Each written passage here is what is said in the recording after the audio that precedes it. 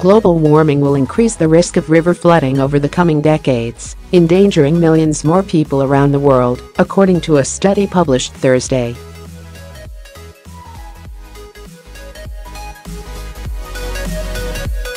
Using computer simulations, researchers in Germany examined the impact of changing rainfall patterns by region and found that flood defenses will need to be improved, particularly in the United States, parts of India and Africa, Indonesia and Central Europe.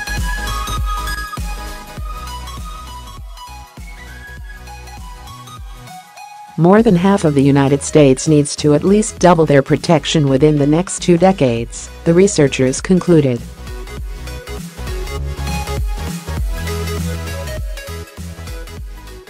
River floods are already one of the most widespread and damaging forms of natural disasters worldwide.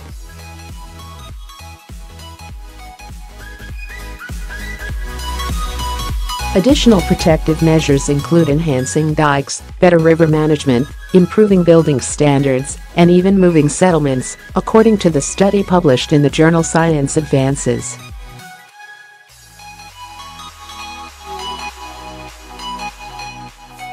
The number of people affected by the worst 10% of river flooding will double from 76 million to 156 million in Asia alone by 2040, said the authors at the Potsdam Institute for Climate Impact Research.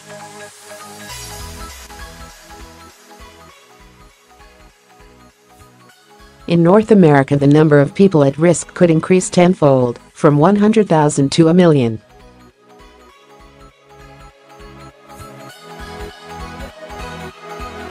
The real numbers might be even higher in the future as population growth and further urbanization is not taken into account, they said.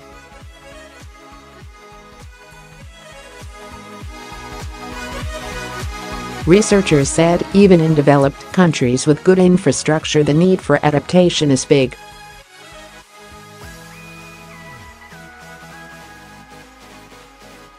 They also warned that the risk of rivers flooding will rise regardless of current efforts to curb climate change because of greenhouse gases already emitted in past decades.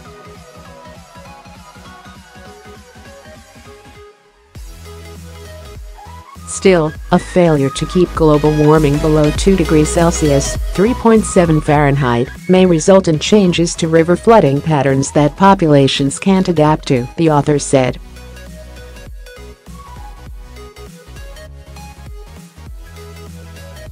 The time has come where mitigating future climate change must be accompanied by adapting to the climate change that we already caused, said Anders Levermann, one of the study's authors.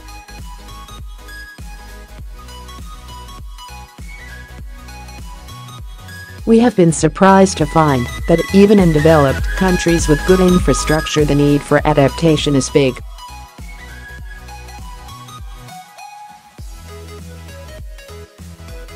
Our yardstick is that people want to keep the protection level they have today, they don't want things to become worse.